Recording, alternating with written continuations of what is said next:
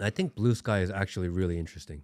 Tell me more. Why? It is actually that I believe is the Jack Dorsey clone of Twitter. Is it really? Yeah. Huh. Jack Dorsey did that. And he believes in letting people design or choose their own algorithm. So right now it may seem what, but you can build your own community on there and have your own algorithm for it. So if you want to watch a certain thing or you want your community to see a certain thing, then you have the ability to control that. Meaning it is not an AI deciding your algorithm, but it is a procurer deciding your algorithm. Yes. And so you have control of inbound, outbound. Correct. You have control of the overall theme of content. Correct. And so here's my issue with that, is that as we move to these micro communities where it's like, you know what, I just don't want to hear any MAGA. I don't want to hear any, Maha. I don't want to hear any conservative stuff. I'm just going to completely block it out and I'm going to live in my even more echo chamber. I feel like this is actually a problem, Matt, because how are people actually going to know what's going on when we create these systems that make it so easy to turn everything off? But that should be your choice. It's fair enough. But if this is the direction where the world is going, then the large mega news like companies and platforms are going to not exist anymore. Everyone's going to live in their little echo chambers all over the place. Like no one's going, you know what I'm saying? That's how real life is. You communicate and you meet with your real friends in real life and you kind of agree on most things in life. And that's it. You don't really have a huge desire to go out of there. Fair enough. But let's go back to the 60s, the 70s. They didn't have the internets. They only had that one TV box with a talking head that told them the global news. And so since that's going away, because there's all these factions and all these news organizations, and Twitter now is a conservative news organization, I guess, is there ever going to be a true to form like NPR or public service announcement, public radio, where they're actually object? That's the question I'm asking. Well, is there going to be a place in the future where there's actual objective, like data, not news, but like reporting of what the hell is going on all over the place? Just like people will choose to create biased communities, someone will just have to choose to create a truthful community. Right? And you have the option to know the full truth if you want, but at least you have the choice. To opt in. Correct. Versus now where they tell you that this place is free and this place is true and you find out it's not, that's actually more deceiving because you're getting the same thing, but you don't ever have the choice of it. Yeah. And I can totally see the systems at play as those truth platforms grow and those truth communities grow, that they censor them because they don't want. I mean, think about that. If we have, let's just make it a bad example. We have Fox News, CNN, MSNBC, Twitter. So we'll just focus on 4. Each of these have their own lane, their own bias, their own agenda, their own theme. As we break these 4 up into 40,000, 400,000, 4 million little micro communities, it's going to be even easier to create fractions in communities, fractions in countries. It's going to be easier to control people because no one has a common thread or common stickiness or common glue. Like, let me give even an example that makes a lot more sense. One of the biggest problems with mass immigration is when you smash all of these different cultures into one place, let's say the size of Germany, which is half the size of Texas. There's no common cultural glue that'll hold them together, which is why they're all just going to constantly fight. And there's no unity. That is the bottom dollar end of story game plan. If I inject into a country all these competing ideas, all these competing cultures, all these cultures that clash, these worldviews and philosophies that clash, there will be no unity in that country. There'll be no common thread. All traditions will be wiped away. There is no commonality. There is no shared understanding. There is no peace. That is what's happening in every country of the world. And if we take the digital analog, Matt, that's what's happening in these small communities. It's the digital fracturing of unity. Well, I think it's the opposite. I think as society, physical society starts to fracture, as they start to remove borders, because that's what they've done. They've made borderless countries. They're removing hegemony and they're removing your individual autonomy and sovereignty of the and nation. sovereignty of the nation. So what people are going to do is restructure into digital communities of people that adhere to their values. So the communities themselves will be like countries, where you, even if you're not physically in the same location, you are working online, you're communicating with, you're interacting with, because most people live their lives online, right? At this point, right? Like 80% of your life is online. It's totally Ready Player One. Yeah. You remember when they're all living in those shanties all the way up to the sky? And just because your neighbor is your neighbor, they may be your physical neighbor, but they may not be your community member any longer. And this is not what I like. I would prefer us to go back 40 years and live a more traditional lifestyle. I think the reality of it is that we are so far down this slippery slope that there is no going back to it. And maybe this is the future. And the natural progression will be people will divide into communities online.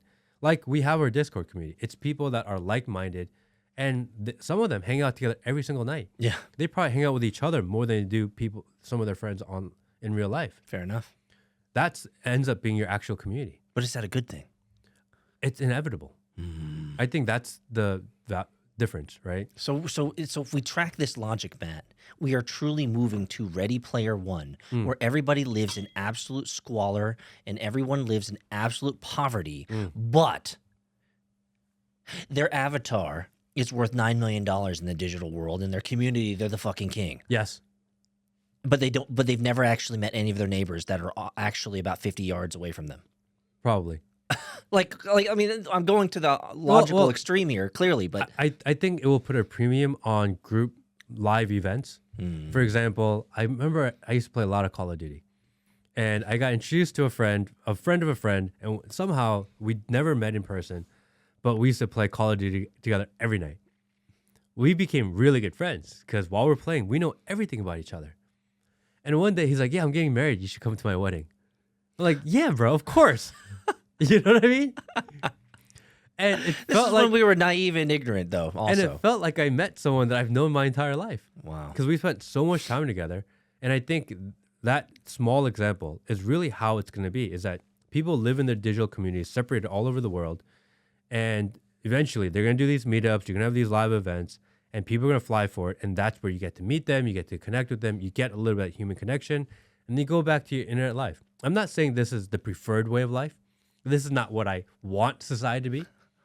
But if one option is that we live in this truly controlled dystopian future, that you have no control over how things are, and the alternative is at least you can build your own community of people that you can associate with and you have common values and goals with, that's the better of the two evils. Well, I just want to say a note for the record, how nerdy Matt actually is, because he's blamed me like, "You're such a nerd, man. You're a nerd, bro. You're a nerd. Going to guys' weddings who you've never even met." It was like awesome. It was sick. No, I don't doubt it. I'm sure you had a very fun internet rendezvous with your homie. You know, and people by their screen name, which is really funny. What was it? What was the screen name? I forget what the screen names were. BFG rocket launcher. But there were 69? a few other guys that we played with at the wedding too, because a bunch of that group went to high school together, and I just somehow got joined into the group. So they all knew each other in real life, but I never did. And then I got to meet them all, and it was like an amazing night. I just had something come up from my spine from 25 years ago. I had a guy that I played games online with, and his handle was Butt Muncher 69. Those were good days, man, when we created those handles. Yeah. So let me ask you this. What was your AOL handle from 97? I don't remember what it was. Come on. You have to remember it. Well, okay. I'm not going to say. Because did you do the Asian thing? Will and I were talking about this. Did you do the Asian thing? It was like X Asian cutie XXX. I did know a lot of Asian cuties in my life, bro. We were talking about that, Will. The AOL Asian cuties. I think I had a friend who her license plate was literally Asian cutie. I think whatever name I used to game was the name I used on Reddit, was the name I used on like different forums. So I don't want to say the name because then you can go dig up all the old. I'm going to say my name because I used to destroy guys in Street Fighter, and so my handle, and this was this was just as degen as people think degen can get, but my handle, and my wife can validate it, was Brittany Pink Gamer. Whoa, that is so gay. Dude, when you got destroyed by me, and I started, you got destroyed by me, and I started doing the teabagging on you, and then they DM you and be like, "Yo, just got destroyed by a girl, bitch." Peter was literally an online trans before it was cool. Dude, you can ask my wife, man. Brittany Pink Gamer stomped you, fool, bro. You got beat by a girl. I'm just gonna put it out here. My name was definitely cooler than that. Yeah, but dude, I was trolling fools, man. I was trolling fools. Brittany Pink Gamer. If you got beat by Brittany Pink Gamer 20 years ago, I feel sorry for you, bro. But I think that's the future of society. Again, not the most. It's not what I want, but it's inevitable. You know, I feel like the way that the world moves is always slower than the headlines. And so I always have that as kind of my anchoring logic for anything like this, is like, you know what? At the end of the day, when you and I are done with this podcast, we're going to walk outside. We'll probably hear some birds chirping. Nothing's happening. And so as we can go into the dystopian future, I don't think you and I will live to see it, which could be a good thing. Oh, I think it's literally around the corner. Do you really? I do. Do you really? Yes. You live in an area where they still have community barbecues, yes. which is amazing, unheard of in most of America now. Because certainly in my area, we don't have. I don't even know my neighbors, and if I did, I do know some of them, and I don't like them. But if they offered, I wouldn't go. But you live in a community where there's a shared understanding. There's a community of trust, right? It's a culture of trust. And so you guys can do these things. I don't think that's going to go away for the next 30 years unless all of the, let's just say, the colored folk move into your area. But either you're going to let the government group you against your will, or at some point you may have to just pick your group to go with. So if you were a future-forward technologist and you had the capabilities of building platforms and systems all on your own, what would you do with this foreknowledge of sorts of where the trajectory of the world is headed? What would you do as a technologist? What would you build to secure yourself or protect yourself or to steel yourself against the upcoming waves of technology overlords and AI bots and AI drones running rampant? Well, nothing you can do about the physical, because if the drones physically come after you, or the government and police, whatever, they physically come after you, like, it is what it is. You have to adhere to the laws in which you live physically. But we have those Blade Runners out in the UK who are cutting down those cameras every single day, right? But most people live maybe 75% of their lives online digitally currently. It will probably get to 80%, 90%, and most interactions you have in life. Like I said, I went to the guy of the wedding of the guy I met on a video game. And that was like 20 years ago? That was like 20 years ago. Yeah. Imagine now, everyone's communities. I mean, imagine the people in our Discord that hang out every night. Your communities are online. I think it's to create communities that are autonomous, that are in a way decentralized, and also have maybe their own sovereignty.